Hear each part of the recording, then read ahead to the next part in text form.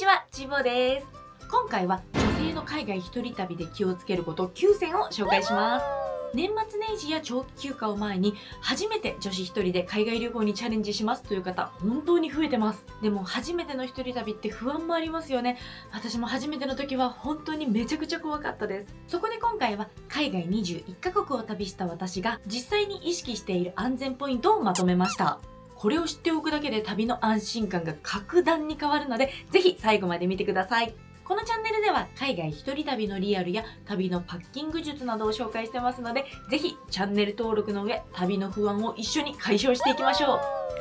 また概要欄の商品 URL からのお買い物で売上の一部が動画制作費用になります。気になる商品がありましたらぜひ概要欄からどうぞ。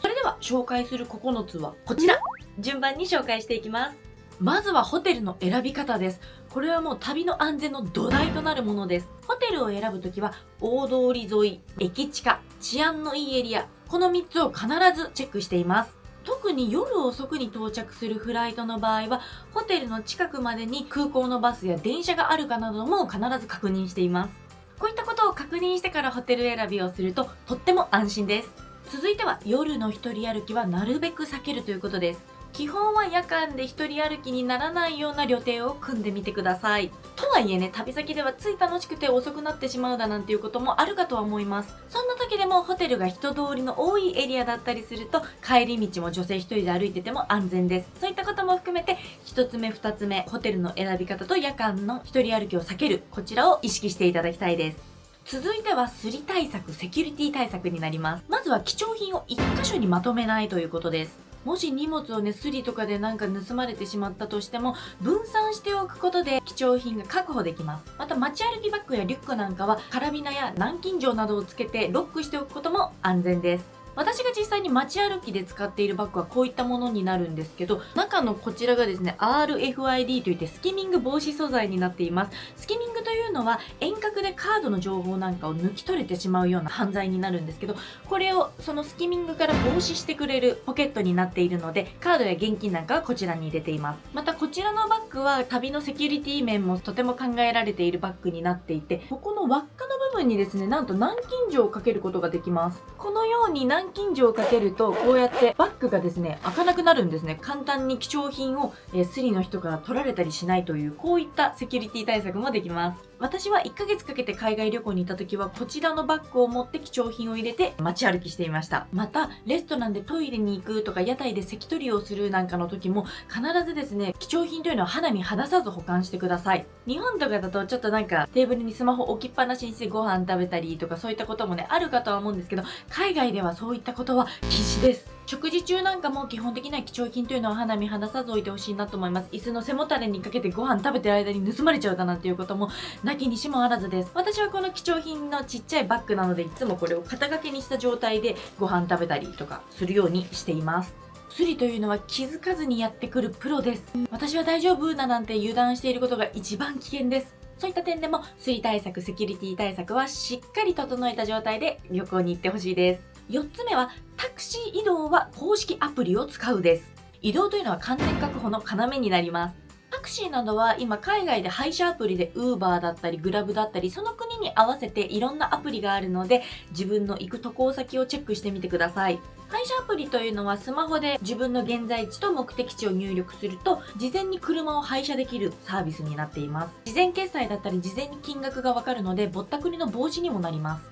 車を配車するとアプリ上に車両番号、顔写真、名前などが記載されているので車が到着してくれたら必ずその3つをチェックしてみてください。国によってはたまに流しのタクシーだったり車がですね、自分の呼んだ車かいって言うとそうだよっていう人もいます。なので必ずその言葉を鵜呑みにせず車両番号と顔写真や名前などは必ずチェックしてみてください。また流しの白タクというのはぼったくりだったりトラブルのリスクが高いです。なので基本的には配車アプリを利用していただきたいです。またね、現地でバス乗りたいなとか、バスの乗り方わかんないなとかいう時にね、タクシーの運転手さんとかに声をかけてしまうと、今日はバス通らないよとか、もう最終バス行っちゃったよとか言ってタクシーに乗せようってすることがね、結構いろんな国でありました。慣れてないと本当にそうなのかなと思ってタクシー乗っちゃってぼったくられるだなんていうトラブルもね、なきにしもあらずですので、確認するときは複数の人、運転手以外の人とか複数の人にチェックしてもらうと安全だと思います。5つ目は特に初めての海外女子一人旅の方に向けてなんですけど、知らない人にはついていかないということですね。日本語が上手とか、やたら親切とか、すごい強引に案内してくるみたいな。こういう人はお店に連れて行ってぼったくりみたいなパターンが結構多いです。もちろん大前提として本当に親切で素敵な方もたくさんいらっしゃいます。ただ基本的には警戒するっていう第一姿勢は守っていただきたいなと思います。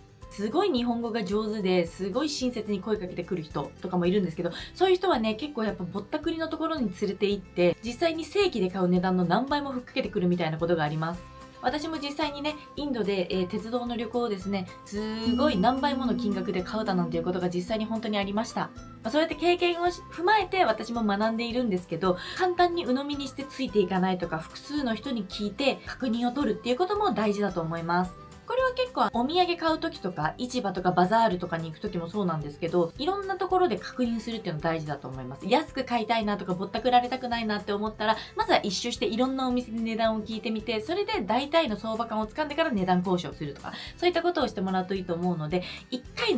の人の意見を鵜呑みにしないっていうのは結構大事かなと思います。続いて6つ目は異性との関わり方ですね。こちらは女性一人旅の方特に注意していただきたい点です。海外はね、もう日本よりも全然積極的に声かけてきます。男性の方がね、もう歩いてればすぐにバンバン声をかけてきます。ボディタッチというよりも日本よりも全然文化的には海外の方がありますので、嫌な時はもうはっきりとノーと言ってください。特に日本人の女性一人っていうのは断らないとかそういうイメージを持ってる海外の方が実際に多いです。しつこいなって思った時はね、日本人とかの親切な女性の方っていうのは立ち止まっちゃって困ってね、対応しなきゃって思う人もいると思うんですけど、もうしつこい時はね、もうね、ノーってはっきり言っちゃってください。とか、私はね、よくね、もう行かなきゃいけないんで時間がないなっていう時に、I have to go とか言って、No time とかね、あとはもう必要ないよとかっていう時に、No need とか、もう簡単な英語でいいです。簡単な英語で言って押し通しちゃってください。マジでしつこい時とかは、私はもうなんかたまに切れたりもするので、しつこいみたいな。私は今一人になりたいんだみたいなことを、片言の英語で言ったりとかね、するようにしています。で、海外の人なんかはそれだけ積極的に声をかけてくるので、誰にでもやってると思ってください。なんで別に失礼かなとか思わなくていいです。はい。数打ち当たると思ってやってるだけなので、はい、そんなことはね、気にせずに、もう、No need! 必要ないとか言うようにしています。あとはね、海外だと男性の方とね、目が合って微笑みかけてくることよくあります。でその時にこっちもね、ニコってしちゃうと、それね、OK のサインとして受け取られる文化の国もあるので、そういうのが必要ないなっていう方は、目が合ってニコってされても、あんまり微笑み返したりとか、愛想よくしない方がいいかもしれないです。そういった点を注意しながら、海外では異性の人と関わり方というのを注意していただきたいなと思います。続いて7つ目はですね、服装に気をつけるということです。これも意外と大事なポイントではあると思います。よく海外に行っても言われるのが、外国人のね、旅行客見てると全然おしゃれというよりかは、機能性的なもので服を選んでる方多いんですけど、日本人はね、本当におしゃれしてるから、私もね、すぐにね、これ日本人観光客だなっていうのわかります。なので、現地の人からすれば、さらにパッと見ただけで、この人日本人だ、観光客だっていう感じで、いいかもになりやすいというのもあります。で、特にイスラム圏なんかに旅行される方、服装がですね、モスクに行くときに服装のルールがあります。腕を出しちゃダメ、足を出しちゃダメ、頭は頭髪を隠すということがあります。なので私はストールなんかを必ず持っていくようにしているんですけど、ストールなんかがあると便利だと思います。やっぱりバリバリの観光客って感じのおしゃれな服装で決めていくよりかは、現地に馴染んだ服装の方がスリだったりぼったくりだったり詐欺だったり狙われるリスクというのは格段に減ります。なのでおしゃれしたいという気持ちもあるとは思うんですけど、現地の雰囲気だったりも踏まえて服装選びというのは考えて注意をしていただきたいなと思います。続いて8つ目は食事水回りに注意していただきたいということです。海外旅行ではもう体調を崩すと一気に危険度が増します。特に一人旅なんかでは体調管理というのはとても重要なポイントになってきます。まずお水というのは必ずペットボトルのお水を購入してください。ミネラルウォーターを購入してください。日本と違って海外では水道水が飲めないというところもありますので、水道水は避けてください。特に海外はね、行く国によってなんですけど、水がね、数十円とかで買えてとても安いです。あとはですね、常備薬というのは持ってっていただくとだいぶ安心度が上がると思います。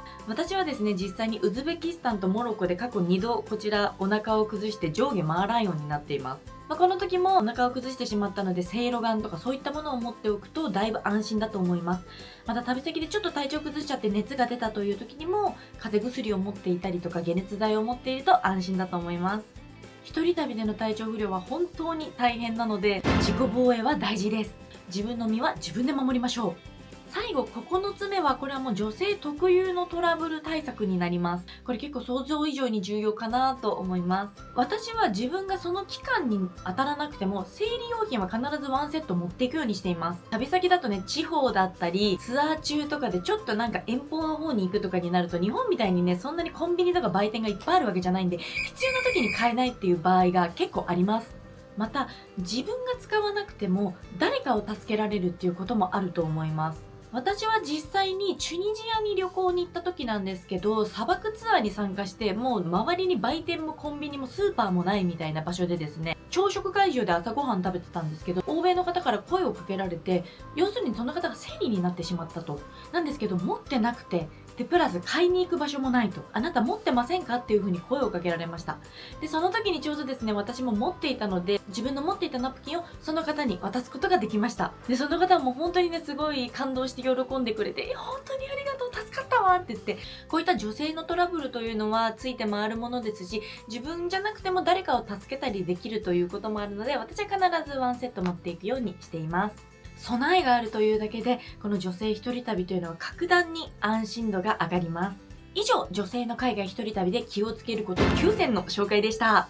ただここまでたくさんの注意点を皆さんにお伝えしてきたんですけど、私が一番伝えたいのは、怖がるだけじゃなくて現地の出会いや経験を心から楽しんでほしいということです。確かにしつこい客引きやスリがいるというのも事実なんですが、その何倍も心の温かい現地の方や旅人に出会ってきたことも事実です。私自身たくさんの人との出会いがあったから、より海外での一人旅というのを好きになれました。今回お伝えした注意点やポイントを押さえながら、皆さんもぜひ海外で素敵な経験や出会いを楽しんできてほしいです。この動画が初めての女子海外一人旅に挑戦する方や、女子一人旅が不安という方のヒントになれば嬉しいです。私もこんなこと気をつけてますという意見があれば、ぜひコメントで教えてください。